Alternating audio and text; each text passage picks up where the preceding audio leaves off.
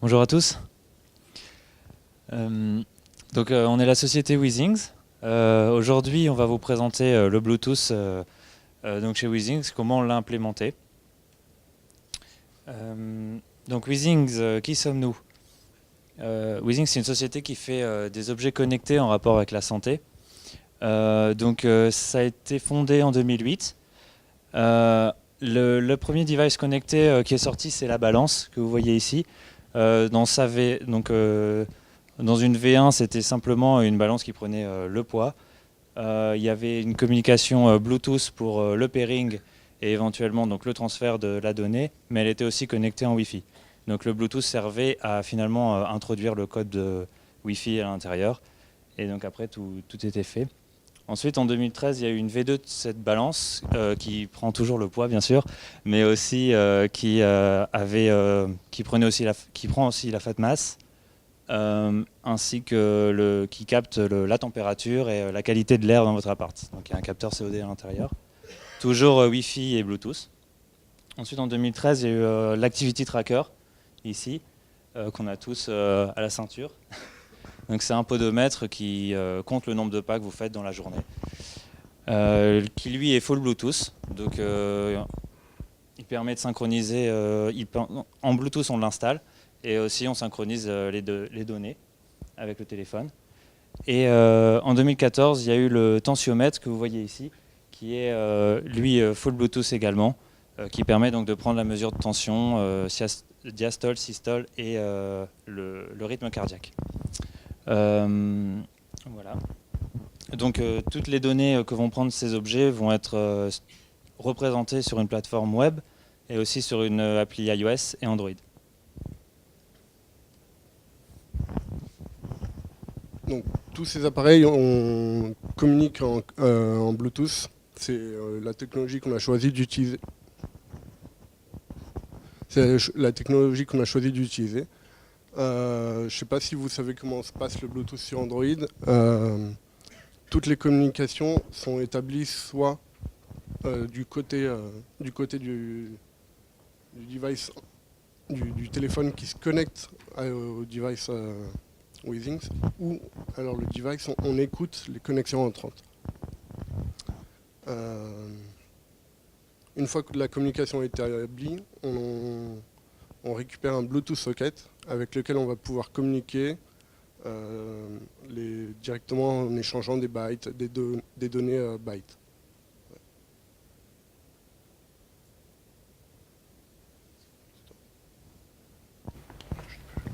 Ok. Concrètement, comment ça se passe le Bluetooth chez Weezings, ou en tout cas comment ça se passait? Donc on a notre propre protocole qu'on appelle WPP, qui est basé sur des commandes et on va dire des données associées. Donc, en fait, c'est assez simple. Si jamais vous recevez, on va dire, une commande de type user, vous allez comprendre que les premiers bytes, on va dire les 4 premiers bytes, c'est ce qui vous intéresse sur la commande. Donc si jamais c'est user, vous savez que ce qui suit, ça va suivre un pattern défini et ça va contenir les données du user. Donc, je ne sais pas, peut-être son prénom, son nom, peut-être son mail ou sa date de naissance, ce genre de choses. Ensuite, on a des threads qui sont là du coup pour écouter en permanence les connexions de la part du device. Donc ça, c'est vraiment quelque chose qui est spécifique à nous. C'est le device qui se connecte à nous, c'est pas l'inverse. Donc parce que c'est lui qui sait. En fait, il n'y a que le device qui sait quand il y a des nouvelles données. Et c'est lui qui va nous les remonter. Et donc du coup, nous, côté mobile, on doit écouter en permanence pour cette connexion.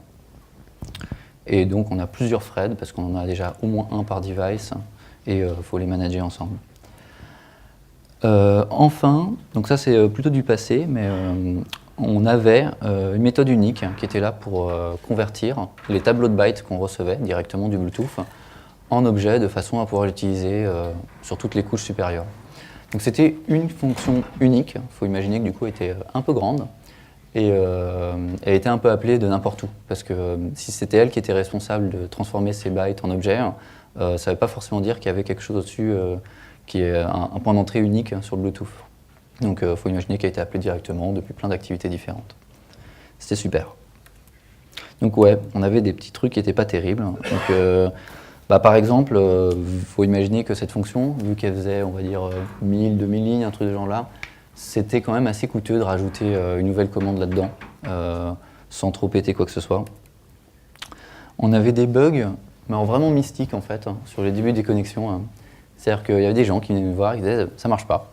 Et ils nous montrent un de nos devices hein, qui est en train de dire qu'il est en train d'attendre, en train d'essayer de se connecter à nous, et l'application qui fait rien. Et donc là, vraiment impossible de savoir qu'est-ce qui ne va pas.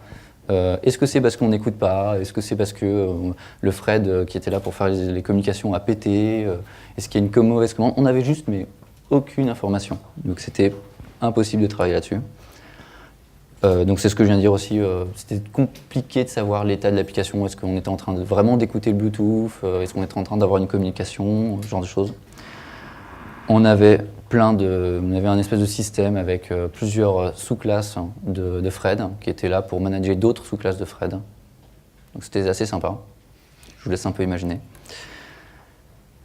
En bref, c'était un peu what quoi. Vous arriviez sur le code et vous disiez mais qu'est-ce que je dois faire pour changer le bon truc au bon endroit quoi. Mais bon, ça c'était avant.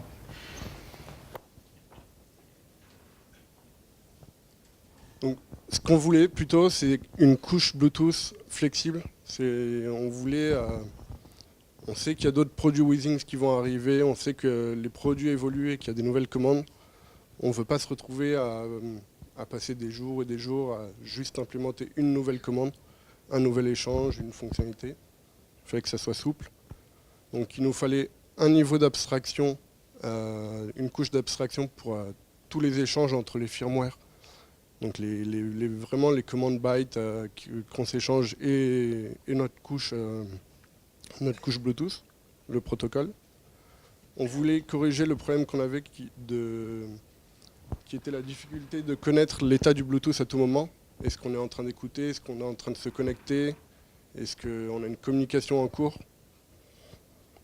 Et on voulait aussi regrouper toutes les commandes en tâches réutilisables. Par exemple, avant de faire une synchro avec son Activity Tracker, on envoie toujours les infos de l'utilisateur, son poids, sa taille, parce que ça fait évoluer les calculs de la distance des pas, etc. Et donc toutes ces commandes sont réunies en une seule tâche qui est réutilisable à chaque fois. Donc on voulait simplifier tout ça. Alors, donc, suite à toutes ces spécifications, on a dégagé donc, un schéma, une nouvelle façon de voir le Bluetooth. Donc on a divisé tout en layers. Donc tout d'abord, on a le Bluetooth Manager qui est vraiment le point d'entrée en fait, du Bluetooth dans toute l'application. Donc dès qu'on a besoin du Bluetooth dans l'application, on sait que tout est accessible via le Bluetooth Manager. Donc le Bluetooth Manager, à l'entrée sur l'application, il va s'occuper d'initialiser un Bluetooth service. Donc c'est un service au sens Android du terme, dans lequel on initialise tout ce qu'il faut pour le Bluetooth. Ici, nous, on utilise un service parce qu'on a besoin que le Bluetooth fonctionne en permanence. Tout ça, c'est une des spécifications qu'on a. Donc, on s'est fait aussi une classe plus helper qui est donc très associée au Bluetooth service. On a appelé Bluetooth Scanner et finalement c'est un peu le broadcast receiver du Bluetooth, donc celui qui nous permet de savoir si le Bluetooth il est on, il est off, si on a un device bondé, un device found, etc. En fait, le Bluetooth Scanner, il nous sert aussi à détecter quand est-ce que le Bluetooth il est activé ou pas. Et donc une fois que le Bluetooth est on, donc activé, on a le Thread Manager qui va se charger de lancer plusieurs accept threads. Donc c'est des threads qui sont là pour écouter les différents device Withings. Donc il y a un thread pour la balance, il y a un thread pour les activity trackers, un pour les tensiomètres. Il y en a un pour les connexions. Donc on utilise le même thread pour se connecter à n'importe quel device, il n'y a pas de souci. Et une fois que la connexion elle est établie, on peut finalement, on va commencer à pouvoir communiquer avec les devices via un Bluetooth thread.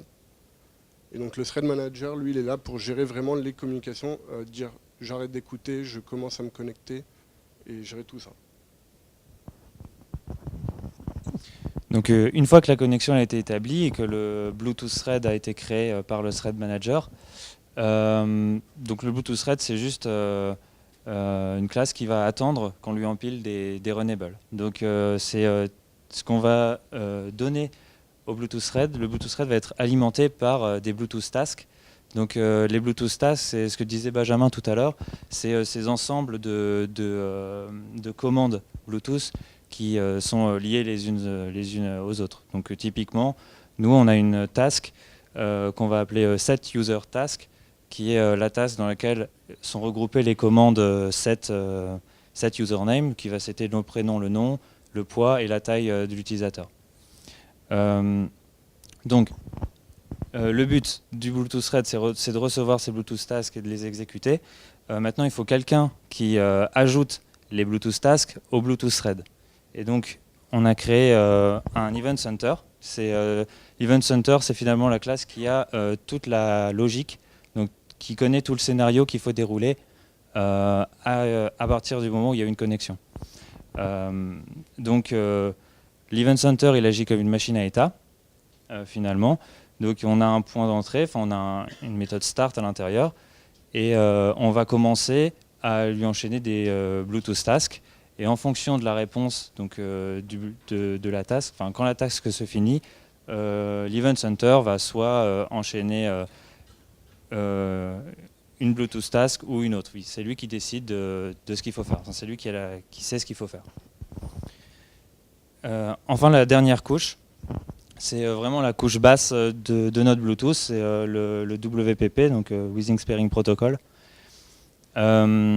C'est la couche dans laquelle on traduit les tableaux de bytes qu'on reçoit du Bluetooth en objets. Donc on a décidé d'avoir plusieurs managers et un manager par device. Donc on a les Skiles WPP Manager, Pulse WPP Manager, le Tensio WPP Manager, etc. Voilà. Donc Ok, cool. Ah, vous avez fait un super bon boulot. On a un truc qui est plutôt pas mal. Alors on va quand même faire un petit état sur ce qu'on avait demandé au départ. Hein. Donc, on voulait quelque chose qui soit flexible pour les nouveaux changements. Et on voulait avoir une couche bas niveau qui, on va dire, abstrait tous ces tableaux de bytes que nous on n'aime pas trop en fait. On fait de l'objet. Hein. Donc, en fait, imaginons que maintenant, je veux rajouter une nouvelle commande. En fait, typiquement, notre Activity Tracker, il va avoir une nouvelle release firmware qui va permettre de traquer le SPO2, c'est le taux d'oxygène dans le sang. Et du coup, ça va être remonté via une nouvelle commande. Donc, comment je vais faire ça en fait? Ça va pas être très compliqué en fait. Hein. Donc, dans Pulse WPP Manager, je vais rajouter une nouvelle fonction qui sera getSPO2, on va dire. Là-dedans, j'ai plein d'helpers qui sont à côté. Donc je vais pouvoir envoyer les bons bytes qu'il faut et récupérer les bons bytes qu'il faut. Je n'ai pas plein de switch et tout parce que je sais ce que j'envoie et je sais à ce à quoi je m'attends. Mais si jamais je n'ai pas quelque chose qui correspond au retour auquel je m'attends, je préfère encore péter une expression et gérer ça à plus haut niveau. Donc c'est tout ce que j'ai à faire sur cette couche-là. Et au-dessus, j'ai juste à appeler cette fonction dans la tâche qui récupère les mesures. Et c'est tout. Donc on suit vraiment une logique open-close. Je veux dire, je change juste ces deux trucs-là et c'est fini. Basta, toutes les mesures sont récupérées, seront mises au bon endroit et c'est fini. C'est plutôt pas mal. Et bien entendu, donc, sur ce que je disais, avoir une couche bas niveau qui abstrait tout ça, bah, c'est à ce niveau-là. Donc à partir du moment au-dessus de cette couche-là, on a des objets, on a des trucs qu'on connaît et c'est facile de s'y retrouver.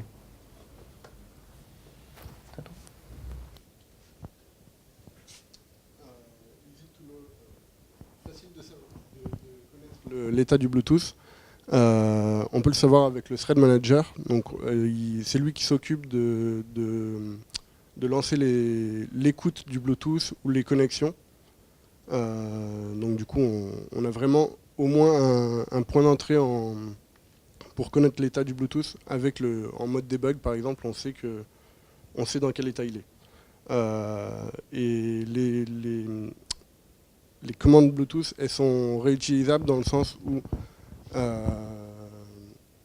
si on a la commande par exemple pour envoyer les infos d'un utilisateur, elle va être réutilisée pour la balance, pour le pulse, l'activity tracker et la balance. Et du coup, c'est vraiment réutilisable à ce niveau-là.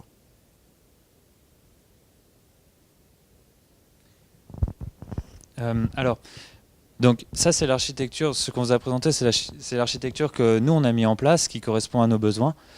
On avait besoin on a besoin d'écouter tout le temps le Bluetooth.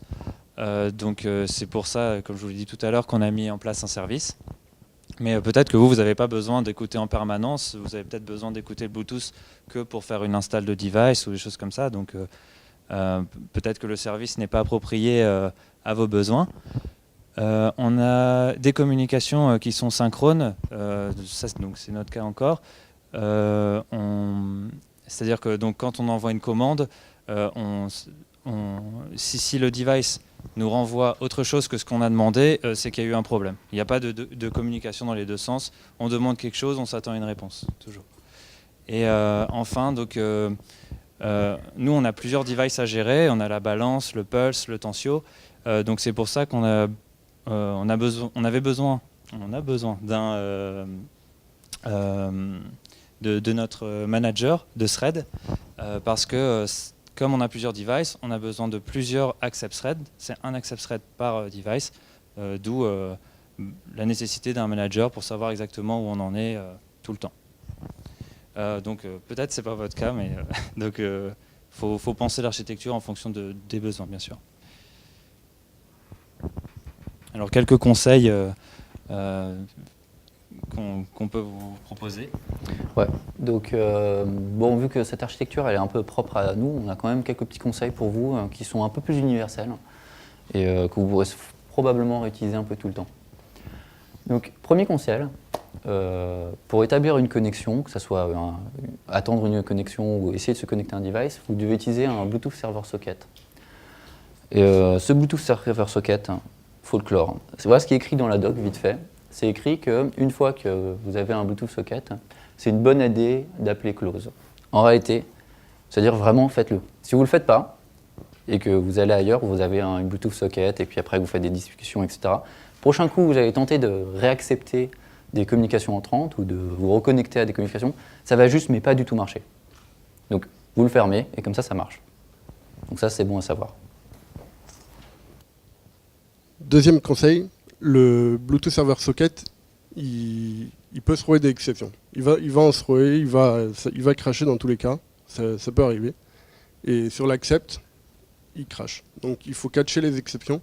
Quand je dis l'accept, c'est le moment en gros où on dit on veut lancer l'écoute du Bluetooth. Et on s'attend à ce que des devices puissent se connecter au téléphone.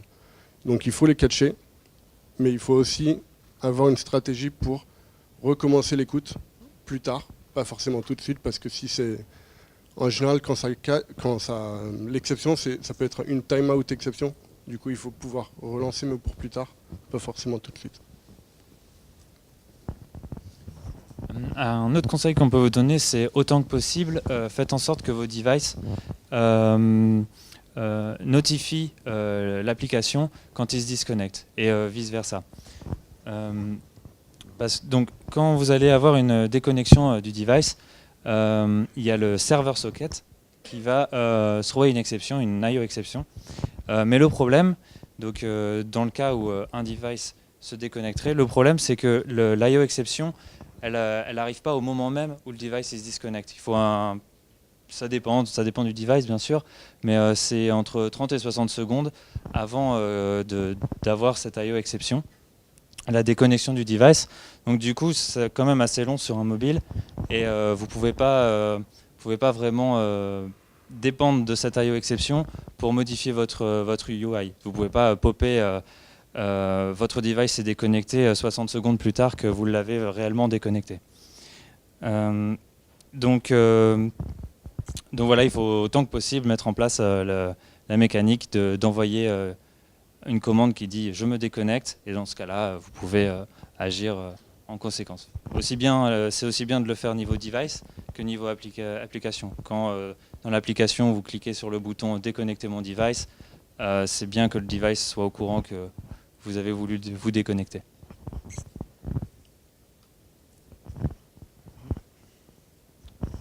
Et donc, il y avait un point qui était très important pour nous, donc c'était de savoir l'état du Bluetooth.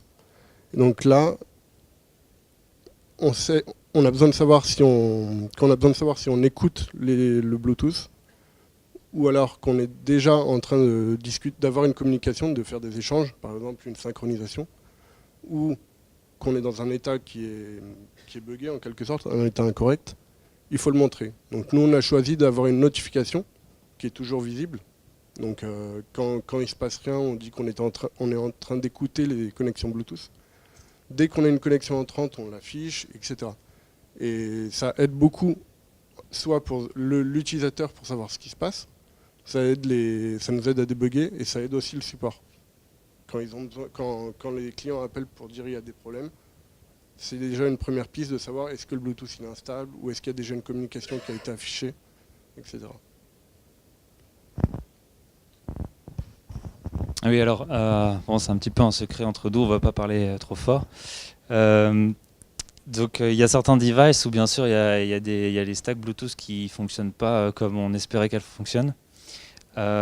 Donc, sur certains devices, vous ne pourrez pas travailler en mode sécurisé. Le Bluetooth, il autorise deux modes, le mode non sécurisé et le mode sécurisé.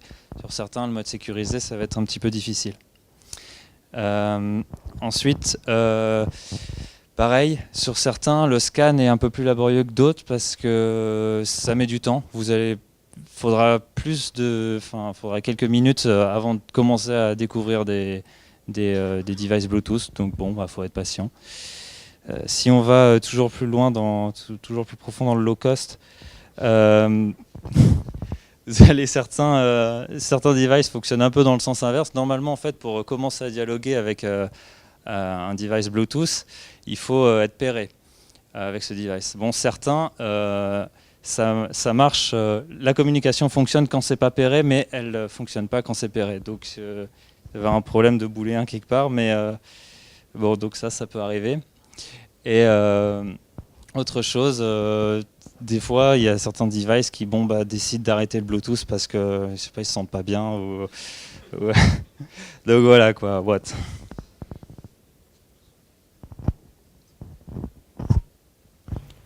Alors, du Bluetooth test. On va faire un petit sondage rapide. Est-ce qu'il y a Bon, je devrais supposer que vous êtes plutôt des développeurs. Qui fait des tests? Qui a une plateforme d'intégration continue? Ce genre de choses. Ah, ouais, quand même, c'est pas mal, ouais. C'est bien. Bon, pourquoi on va faire des tests sur le Bluetooth? Pourquoi? Bon, François, il vous a dit des petits secrets tout à l'heure. Donc de temps en temps, il y a des devices qui ne fonctionnent pas très bien, donc vous allez être obligé de faire des trucs un petit peu moches peut-être. Et vu que c'est des trucs moches, il y a peut-être d'autres développeurs qui vont arriver, qui vont les retirer. Vous allez peut-être avoir aussi un jour un firmware qui va être mis en prod, et on ne s'en rend pas compte, mais en fait il ne marche pas très bien, vous êtes obligé de faire un petit hack, et puis vous allez essayer de mettre un petit commentaire sur votre code, mais le code va changer, le commentaire ne sera plus au bon endroit, personne ne comprendra pourquoi c'est là. Ça peut être sympa d'avoir un test qui est là juste pour vérifier en fait, que le hack est là. Parce que du coup, le test, là, il y a une doc au-dessus du test qui précise pourquoi ça doit marcher comme ça. Et ça permet aussi plus tard de savoir est-ce qu'on peut l'enlever ou pas, est-ce qu'on n'en a plus besoin ou pas. Ça peut servir aussi pour moquer des cas particuliers. Donc j'ai un exemple, mais vraiment bête. Notre activity tracker, il est intelligent, il peut se connecter tout seul. Donc il y a un bouton, vous pouvez appuyer sur le bouton pour synchroniser tous vos données. Mais de temps en temps, il va savoir qu'il faut faire des choses et il va se connecter à nous. Il va nous envoyer des informations légèrement différentes. À tester, c'est... Bon, on va commenter la partie où on regarde ce qu'il nous envoie pour moquer ce truc-là, mais c'est pas terrible. Si jamais vous avez des Bluetooth tests, vous voulez peut-être moquer ce genre de choses. Ça peut servir aussi à commencer à programmer certaines features avant que le firmware soit arrivé. Ça, c'est quand même pas mal. Ça peut vous permettre de tester aussi la partie UI. Si je vous des tests normalement, vous êtes obligé de mettre des tests sur le Bluetooth si vous voulez vérifier que tout votre scénario UI marche. Donc là, je parle plutôt de tests de scénario. Ça pourrait aussi permettre de valider des nouveaux firmware. C'est-à-dire que avant de lancer un nouveau firmware sur une balance ou un truc comme ça, vous pourriez faire marcher sur vos tests Android, même vos tests iPhone, et vérifier que vous n'allez pas mettre en prod un firmware qui va tout casser. Donc bon, comment on pourrait essayer de faire ça dans un monde un peu parfait, hein?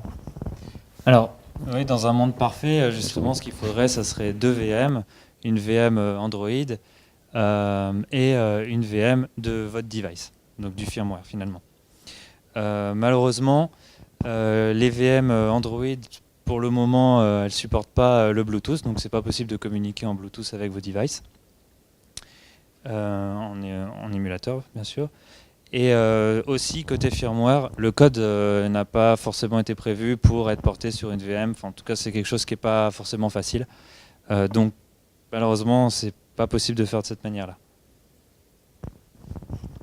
Du coup, ce qu'on fait, c'est qu'on triche, on moque ce qu'on peut.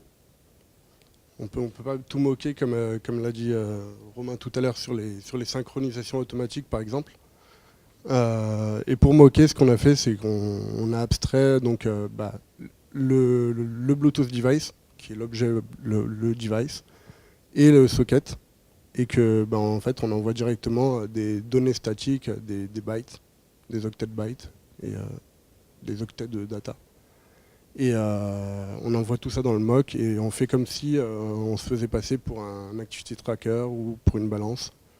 Et bon, ça marche, ça marche.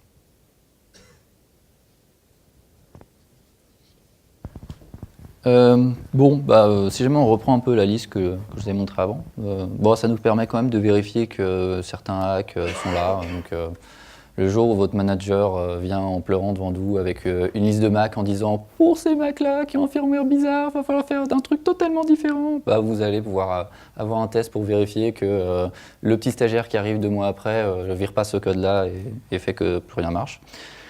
Vous avez bien sûr vu que c'est un mock, ça va être facile de moquer des cas spécifiques. Donc pour le cas du tracker qui se connecte de lui-même, ça va être facile. Programmer des features avant que le firmware arrive, pareil, il n'y a pas trop de problème là-dessus. Bon, par contre, il y a des trucs un petit peu moins bien pour les scénarios de UI. Vu que vraiment la logique de pairing, etc., ça va pas être facile à moquer, ça. Donc ça risque d'être compliqué, voire impossible. Donc sur certaines parties de votre scénario UI, il y en aura d'autres qui vont bien marcher. Et bien entendu, alors là, ça ne va pas être possible. Vous n'allez pas pouvoir avoir des tests pour valider vos firmware. Donc ça, c'est plutôt notre cas, hein. Vous, si jamais vous partez sur des nouveaux trucs, essayez de penser peut-être ça à l'avance. Parce que ça, c'est vraiment important. Avoir des tests sur le firmware, c'est vraiment super, quoi. C'est ça qui va vous permettre d'éviter d'avoir des trucs qui partent en prod et qui pètent tout. C'est ça qui va vous permettre de gagner du temps sur vos tests avant de faire des prods et tout. Donc je pense que c'est vraiment un truc à se souvenir. Alors oui, une dernière chose. On a une API, Withings a une API donc qui est accessible en haute et qui permet d'accéder aux données de tous les devices, donc d'un utilisateur, et de tous les devices de l'utilisateur. Et on a aussi notre API, on a un partenariat avec plus de 100 autres personnes qui fournissent des services dans la santé. Toutes les données de Runkeeper, MyFitnessPal, Jawbone, donc là ce sont des exemples, sont disponibles directement via l'API. Donc si vous êtes motivé pour faire des applis de santé, vous pouvez passer par notre API pour le faire. Si vous voulez plus d'informations à ce sujet, vous pouvez bien sûr venir nous voir à la fin de la presse. Voilà, on vous remercie. Si vous avez des questions, n'hésitez pas. Et si vous voulez acheter des devices Withings, ils sont 20% plus chers sur le site. Ouais, mais sur le site, ils sont 20% plus chers. Donc là, ils seront 20% moins chers. Bref. Bon voilà, vous avez des questions ?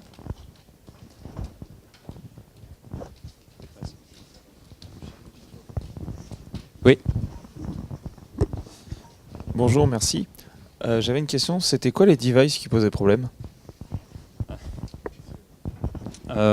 Généralement, généralement c'est les devices. Les low cost, on a beaucoup de problèmes, notamment avec les Vico.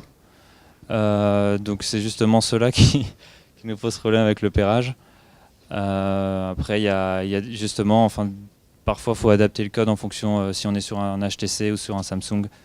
C'est vraiment au cas par cas. Bon, généralement, tous les HTC réagissent de la même manière, tous les Samsung de la même manière. Bon, c'est au cas par cas peut-être un petit peu. Oui.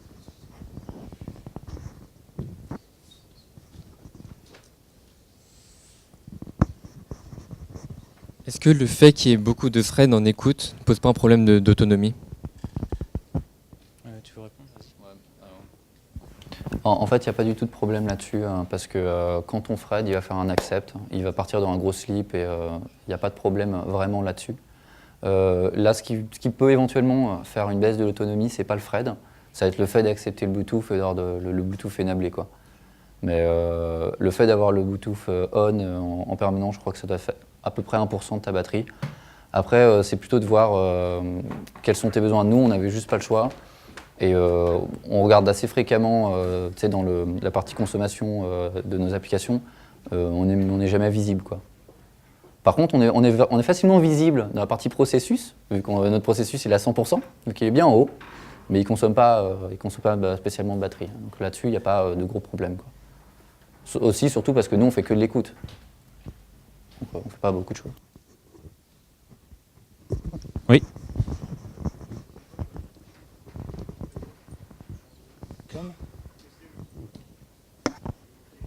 Ah, pour faire les tests pour moquer, ça c'est directement non, vas-y, c'est Ouais, en fait, on a vraiment moqué à la main, quoi. Parce que là, je parle des tests Bluetooth, hein. Donc il n'y a juste rien qui existe, à ma connaissance. Je suis preneur si jamais il y a des gens qui ont des trucs. À ma connaissance, il n'y a rien, donc on a juste moqué, en fait. C'est pas très compliqué, parce que par exemple, tu vois, une Bluetooth socket, ça te donne des input streams. Un input stream, c'est une interface, voilà. Donc, ouais. J'ai du code qui représente ce que le device m'enverrait. Après, j'ai pas recodé le truc. On a simplement copié-collé les bytes qu'ils nous envoient, on les a en hexa, et on les renvoie tels quels, avec juste quelques parties qui changent, quoi. Ça n'aurait pas vraiment de sens de recopier le code. Ce qu'il faudrait idéalement, et ce qu'on a expliqué, ce serait vraiment avoir le code dans une VM ou l'avoir sur un vrai device, et je sais pas, avoir une arrivée USB pour pouvoir changer l'état du truc, quoi. Parce que parfois, tu as des états à changer, quoi. Ok. Donc, tout ça, tu pouvais moquer avec genre Mockito, PowerMock, des choses comme ça. T'as pas besoin d'avoir une classe abstraite. Tu peux directement dire telle méthode renvoie telle valeur si elle est appelée. C'est une façon un peu. Ouais, mais alors je connais pas très Mockito, pas très bien. Mais Ouais, après, c'est vraiment que nous, c'est pas juste une méthode ou un truc comme ça, c'est une intégralité d'un workflow à moquer, quoi. C'est un petit peu plus compliqué, mais il faudra que je regarde à l'occasion. Peut-être que ça peut répondre à certains trucs, quoi. Ok, merci.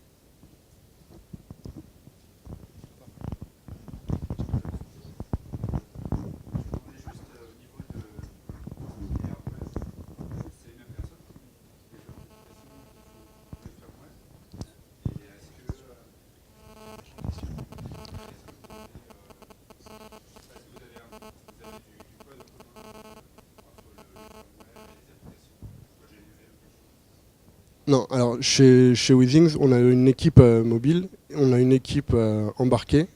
Et en fait, chaque équipe fait vraiment. Donc l'équipe embarquée va développer les firmware.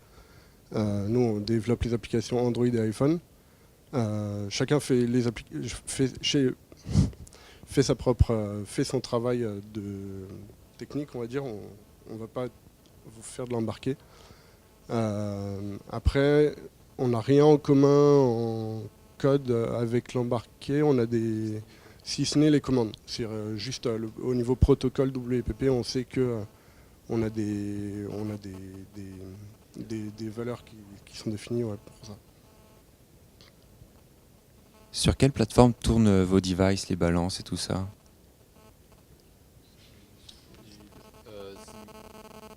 Alors la question, c'est sur quelle plateforme tournent les devices. C'est de l'Unix. Je me souviens pas exactement. Like un truc dans le genre. Ouais, je me souviens plus de quel kernel c'est, mais c'est un truc très light et encore, d'après ce que j'ai compris, ils ont viré certaines parties pour que ce soit encore plus light. Ce qu'il faut savoir, c'est que si je prends le tracker là, je ne me souviens plus combien de mémoire ça a, mais ça doit être un truc du style 500 kilooctets ou un truc comme ça. Donc faut que ça tienne à la fois tout le firmware, enfin l'OS, le firmware, et les données qu'il doit garder avant de les synchroniser. Donc ouais, ils ont viré certaines parties et tout. Ce qui fait aussi que pour le Bluetooth, on avait eu des problèmes parce que de temps en temps, c'était vraiment la stack de l'autre côté qui était pas bonne. Parce qu'ils avaient viré un peu de code en disant bah tiens, ça a l'air de marcher sans ça. Et puis bah peut-être pas.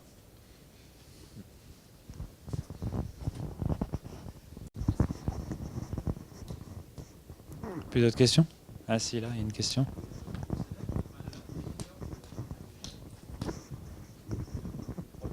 Un peu mystique. Je vous repose la question. Oui, c'est enfin, vous savez à peu près combien de hacks vous avez dû faire pour contrer la disparité des téléphones Android, hein? Bah, non, c'est difficile à dire combien de hacks exactement, donner un chiffre. Il y en a pas tant que ça non plus, hein. C'est pas des hacks à chaque ligne. Après, il y a deux types de hacks. Il y a le hack pour contrer les problèmes des téléphones. Après, il y a des hacks parce que sur certaines Mac, sur certains firmware, sur certaines balances qui ont été vendues, il y avait une petite différence, des choses comme ça. Voilà. Mais sinon, non, c'est difficile à dire. Je sais pas, vous avez un chiffre Sur les balances, il n'y a plus rien. Sur les balances, il n'y a plus de problème. Mais sinon, des hacks... Là, comme ça, j'ai pas d'idée, mais ouais, j'ai pas d'idée. On essaye de les retirer au maximum. C'est pour ça que ça peut être intéressant justement d'avoir des tests pour dire voilà, celui-là on en a réellement besoin et de savoir le jour où on en a plus besoin. Ouais. Après, le souci, c'est qu'il y a des hacks, des fois, bon, c'est un peu difficile de voir s'ils sont toujours d'actualité, mais bon, dans le doute, on les laisse. Juste une autre question pour tester par rapport à différents devices Android. À chaque fois, vous devez acheter le device en question pour tester? Ouais. En fait, quand il y a des gros problèmes, quand il y a des clients qui se plaignent vraiment beaucoup, on leur demande leur téléphone, on demande quel téléphone ils ont et on achète le même. Par exemple, on a acheté un Samsung Galaxy Y il y a pas longtemps, c'est un tout petit téléphone avec un tout petit écran et c'est un des seuls qu'on a en 2.3 qui est vraiment le premier sur lequel on teste avec un testé. Je sais pas, c'est 2.3. Bon, du coup, on se dit que si ça marche là-dessus... De rien, il marche mieux que certains HTC récents et Samsung récents. Merci. Oui. En fait, oui, bonjour. En fait, j'aurais deux questions. La première question, c'est plutôt pour le contexte. J'ai pas très bien compris en fait le contexte. Donc, j'ai eu des éléments de réponse. Donc, parmi les questions, en fait, vous avez un objet donc connecté, une balance, qui possède un firmware qui envoie en fait des données Bluetooth que vous interprétez et vous les interprétez avec un device, c'est-à-dire qu'il faut avoir un téléphone Android pour avoir des mesures ou pour visionner donc ce qu'il envoie. C'est bien Oui. ça? Oui, c'est ça, oui. Ok, d'accord. Et donc ça vient en fait au niveau de ma deuxième question. Est-ce que ça serait possible d'afficher le graphique avec le Bluetooth Manager, s'il te plaît?